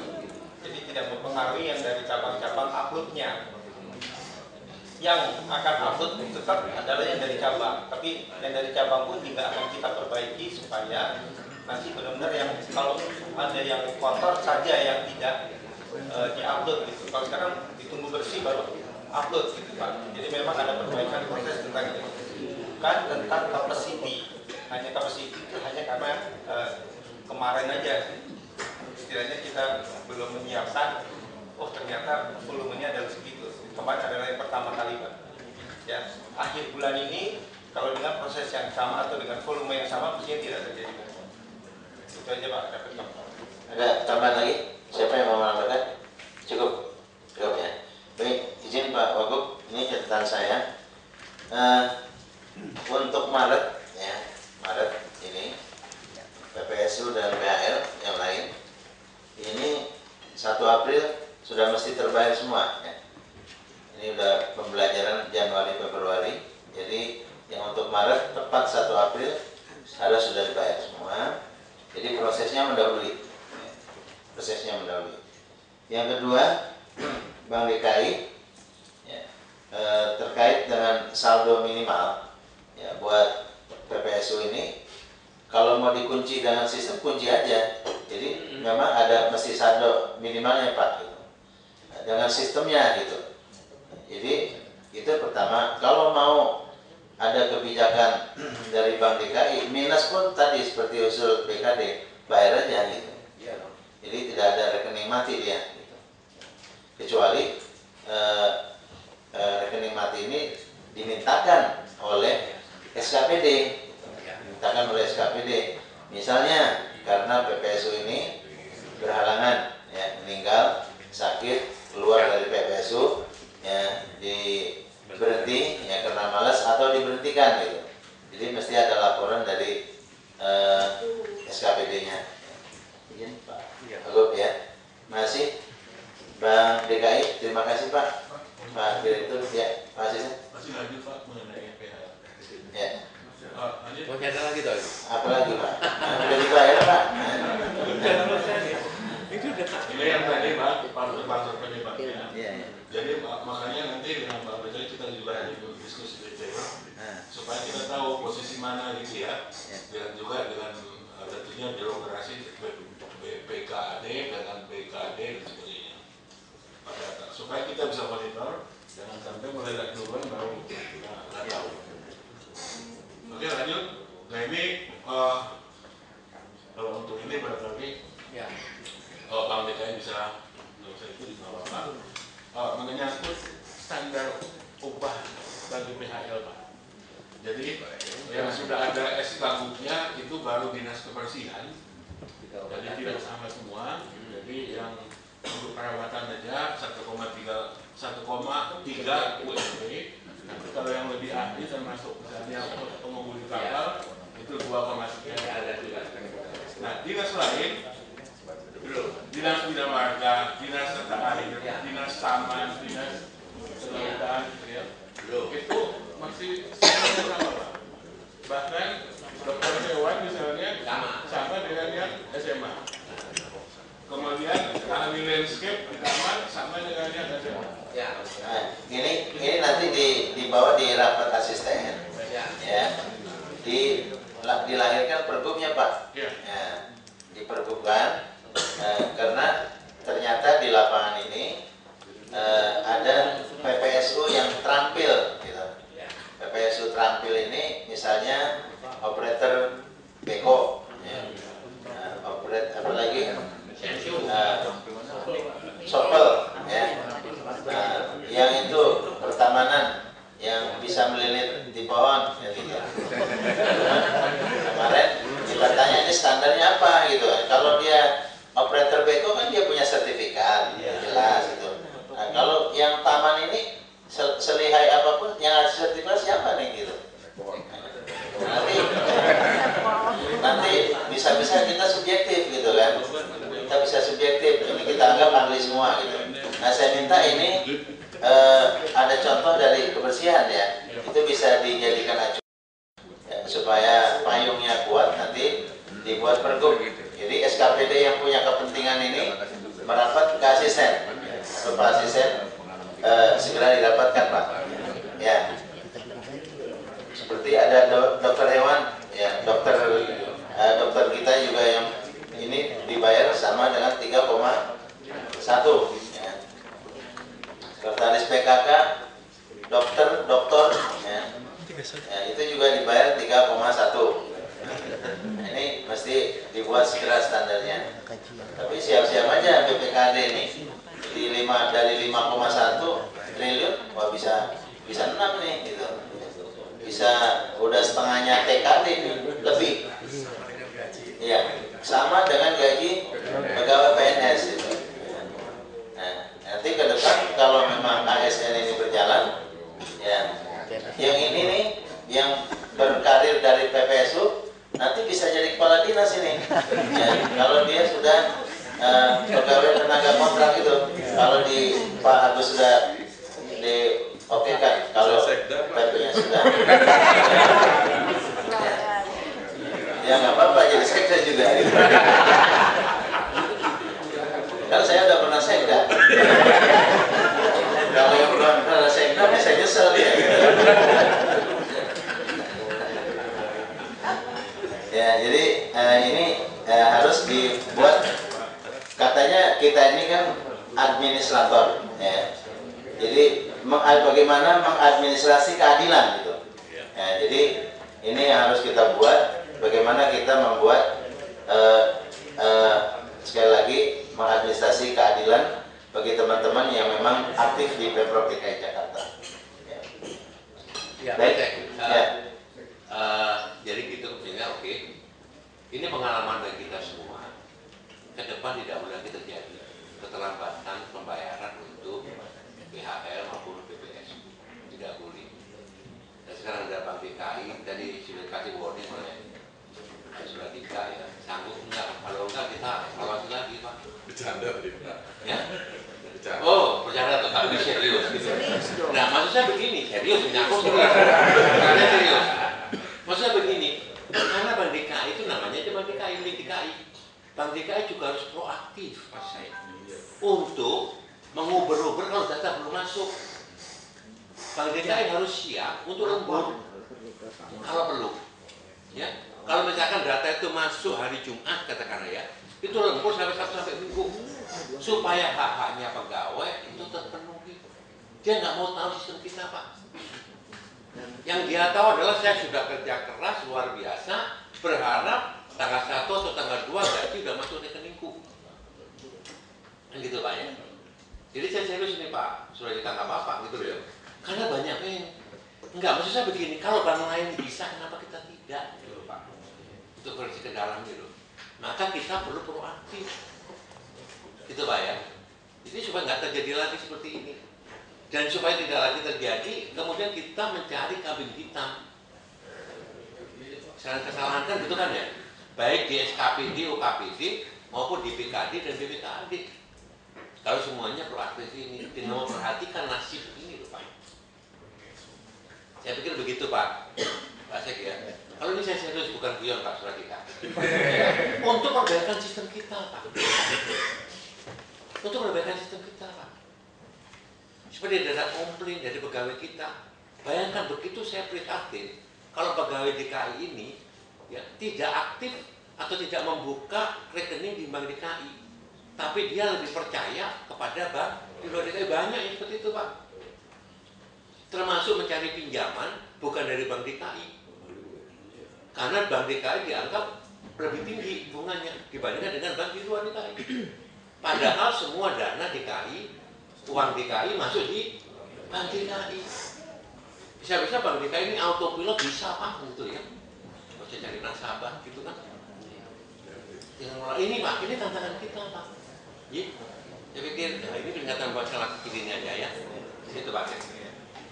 Terima kasih Pak Wagub.